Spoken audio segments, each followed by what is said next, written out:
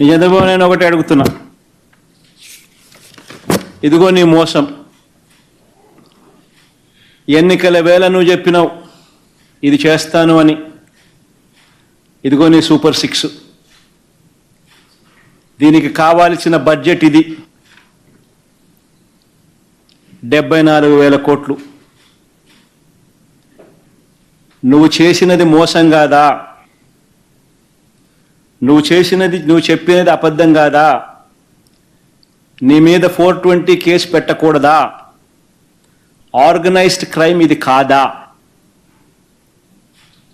అని నేను ట్వీట్ పెడతా ఉన్నాను. నా ఎమ్మెల్యేలు, కంటెస్ట్ చేసిన ఎమ్మెల్యేలు అందరూ ట్వీట్లు పెడతా ఉన్నారు, పెట్టబోతున్నారు.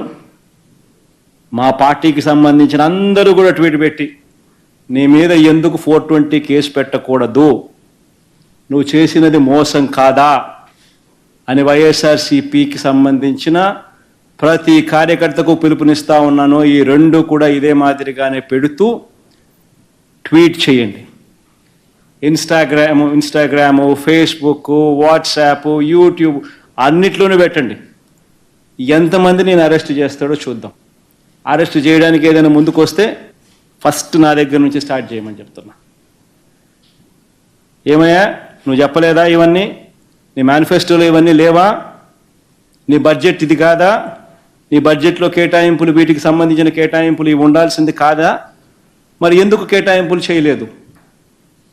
చేసినందుకు, చేయనందుకు, మోసం చేసినందుకు, అబద్ధాలు చెప్పినందుకు నీ మీద 420 కేసు ఎందుకు పెట్టకూడదు అని ప్రశ్నిస్తూ